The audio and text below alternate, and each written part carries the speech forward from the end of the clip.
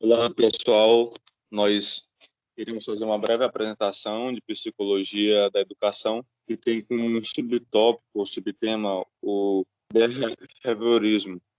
A psicologia do que basicamente é a psicologia do comportamento, que é conhecido como comportamentalismo. Bom, meu nome é Rodolfo Lavoisier da Silva e essa disciplina está sob a responsabilidade do professor Ricardo Oliveira Rocha. Bom, vamos dar início à nossa apresentação. Espero que você compreenda, seremos claros e bem objetivo. O behaviorismo e sua atuação.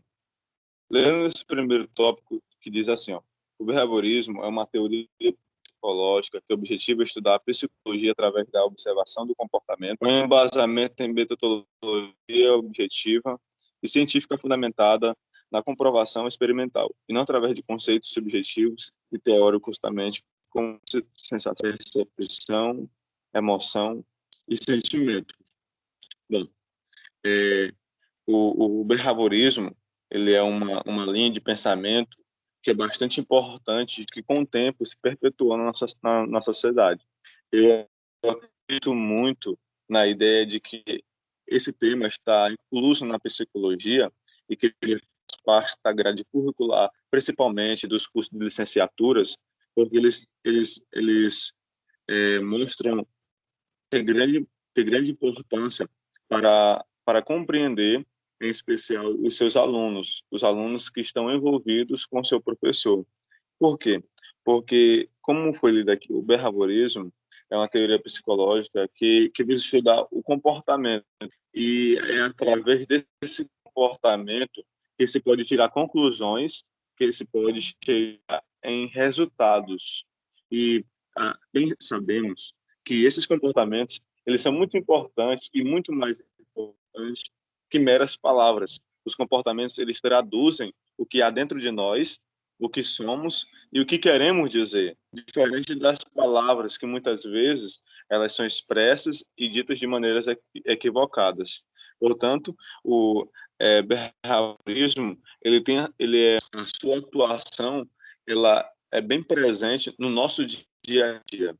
E esse é um dos principais motivos pelo que leva essa disciplina ou esse assunto está envolvido nas grades curriculares daqueles que cursam algum curso de licenciatura.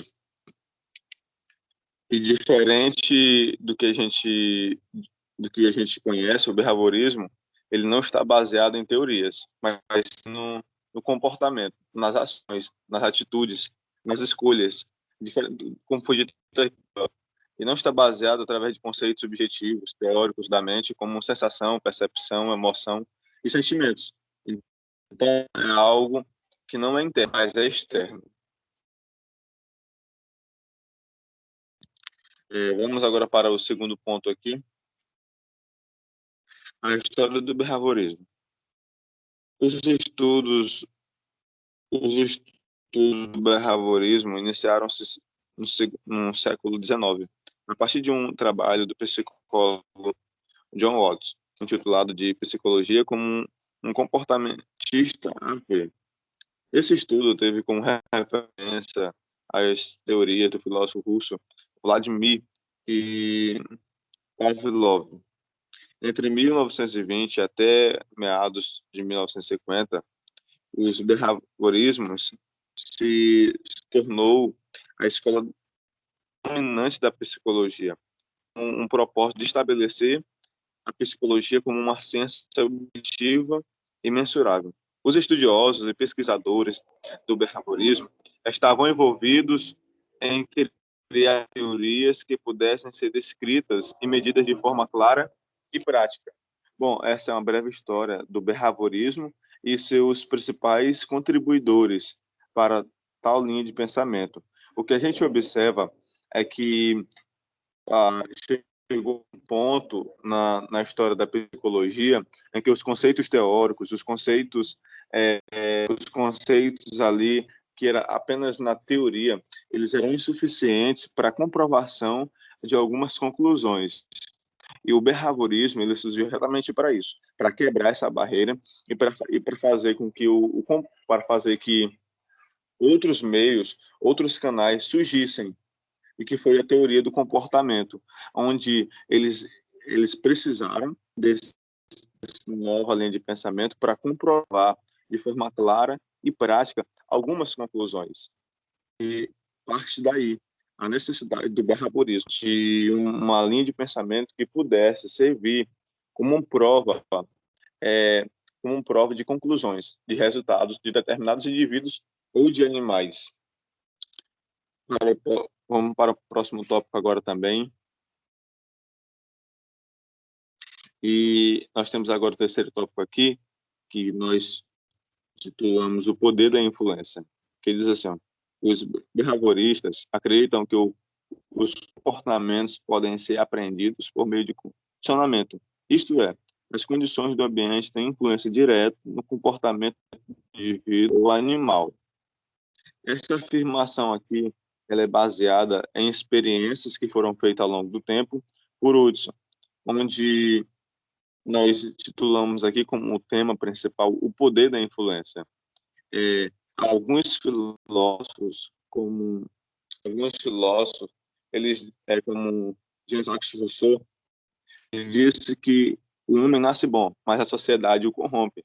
Essa frase está relacionada intrinsecamente com o poder da influência que o ser humano recebe da sociedade, recebe do meio externo. O behaviorismo, ele está relacionado com isso, com o comportamento que pode ser mudado, pode ser alterado através do meio externo, através das influências que determinado indivíduo sofre ao longo do tempo, assim como animais.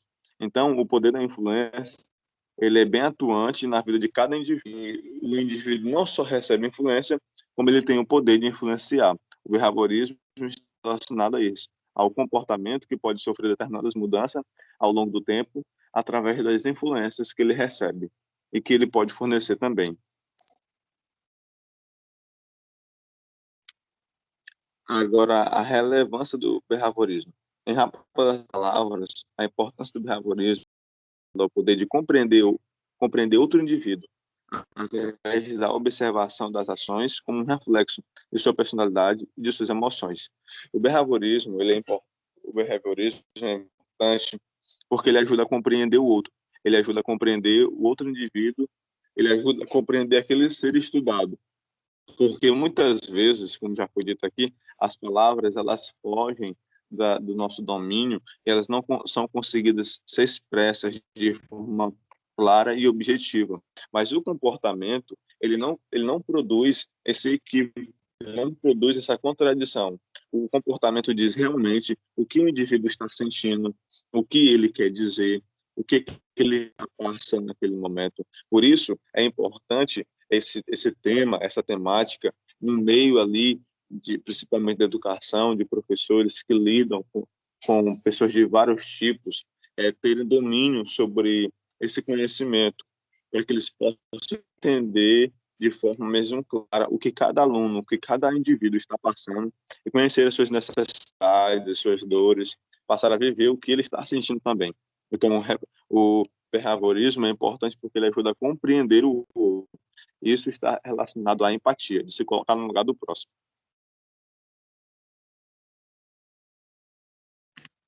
É, e nós queremos, só para ilustrar aqui o que foi dito, nós temos aqui uma experiência que é conhecido como o cão de Pavlov, que diz assim, ó, a experiência mais conhecida para explicar o condicionamento clássico é a chamada cão de Pavlov, que foi realizada em um cachorro que salivava ao ver comida, e também a qualquer sinal o gesto que lembrava a chegada de sua refeição. Nessa experiência, Pavlov treinou cachorros para que eles salivassem, mesmo que a comida não estivesse por perto. Pavlov tocava um sino toda vez que alimentava os cachorros.